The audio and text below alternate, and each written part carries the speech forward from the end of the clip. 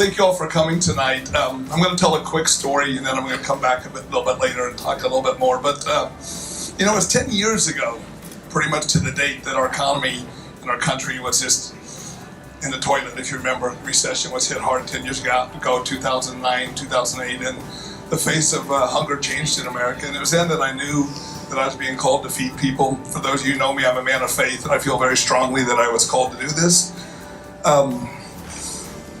And I learned really early on that what we're doing at Bracken's Kitchen is about a whole lot more than just food. The video you just saw there, the lady hugging me at the end, I don't know if you noticed her slap me on the shoulder after she hugged me. She always called me Wedo, hugged me and gave me a slap. Her name was Victoria. A lot of us here at Bracken's Kitchen know she passed away about 2 weeks ago. And I never would have thought that I would know people like Victoria, much less be that much a part of their life, but through the power of food, we're able to do that. And when I started Bracken's Kitchen, I was pretty clear on what I was going to do. I was scared to death of homeless people, to be honest with you. Wasn't going to feed them. Didn't want nothing to do with that. So we had this idea of using a food truck to connect with people that are, living on the economic cliff and had to choose between food and other life necessities on a regular basis. And we figured if we can provide a meal a couple days a week, help them save their money for the other precious needs they have, that we're doing a good thing. And the homeless population just wasn't on my radar screen. I spent 25 years driving to Beverly Hills and Newport Beach to work every day, so I was trying real hard to stay away from that. But God had another plan, and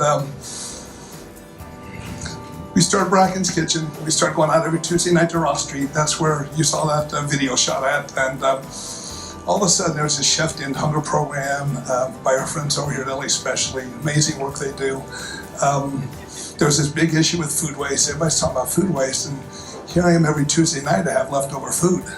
Not a lot, but a little. But I'm like, what am I going to do with this? So I decided I'd go down to the courthouse. Civic Center, actually, at that time, there's 460 homeless people living there every day, and I dropped the food off. Packaged it up in little to-go containers. I found that I didn't have to get in the middle of the courthouse. The Court of the Flags back then had all these people living. I found a little group of people on Flower Street, James and John and Ruby and Toma and Luis. I'd pull up Betsy, I'd get out, I'd drop off these little containers, food, put them on the bench, and I'd run. Run. Homeless people. And please don't get me wrong, I'm not judging them at all, but I was just scared. Big, bald, tough Bill here, scared of a few homeless people. But I started doing that regularly, got to know these people. I very quickly made sure I had sanitizing gel in the back of Betsy. Even if I didn't touch him or get within 5 feet of him, I felt this like I had to go sanitize myself. I'm not a germaphobe, but there was just something about it. And slowly over the course of time, I got to know all these people.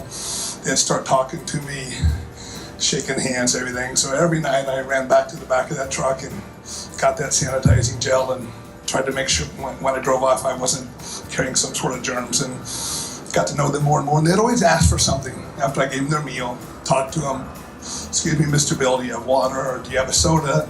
I got asked for things like underwear, toenail clippers, a hairbrush. All the basic things that we take for granted, these people are asking me.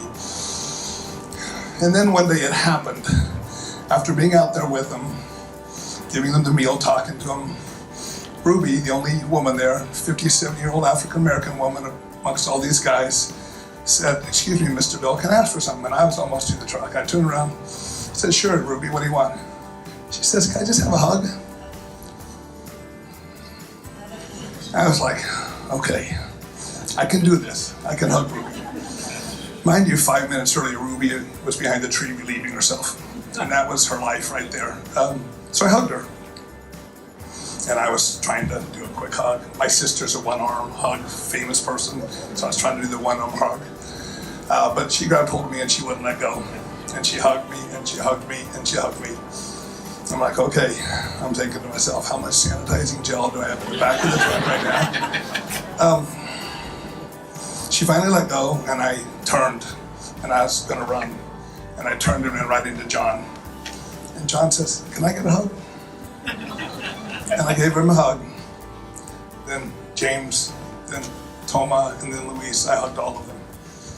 At that point in time, I got in the truck and I realized there's not any amount of sanitizing gel for me. But I sat there And for some reason, I just couldn't leave. And I had a selfie stick in Betsy. I think my wife, if she's out here somewhere, it was hers, Beachbody coach and all. I don't know why I was carrying it. Believe it or not, I'm not a selfie kind of guy. But for some reason, I grabbed the selfie stick and I went back out there and I sat down with him.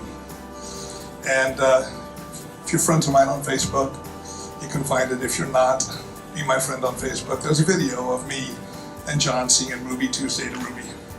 I won't sing it to you now.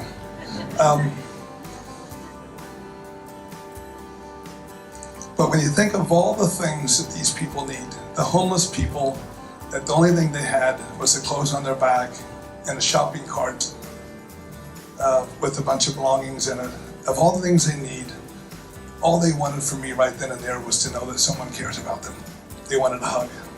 They wanted to know that someone loved them, that their life mattered. And they asked that of me because of the power of food. And that's really what we do at Bracken's Kitchen every single day. From the people that we feed, to the volunteers that come in our kitchen sometimes in a bad spot in their life and just wanting to give back, to the donors, to all of you that are here tonight. It's through the power of food that we can really make a difference in people's lives. And I had a hard time understanding that. I grew up in a small town in Kansas. Food was a part of life. My dad worked in a meatpacking plant. I worked in the garden every weekend. Friday night fish fries at the VFW, weddings, funeral, food was his life. And then, I fast forward to Beverly Hills and got someone like Sylvester Stallone screaming at me at the top of his lungs because his oatmeal was made with skim milk instead of whole milk.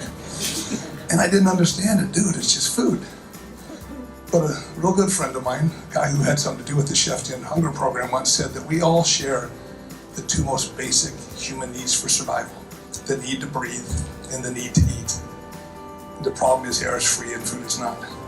And I believe strongly in Bracken's Kitchen that before we can heal the sick, offer help to the afflicted, house the homeless, or just lift up the poor, we have to be able to feed them first. And that's what we do here. Thank you. Yeah.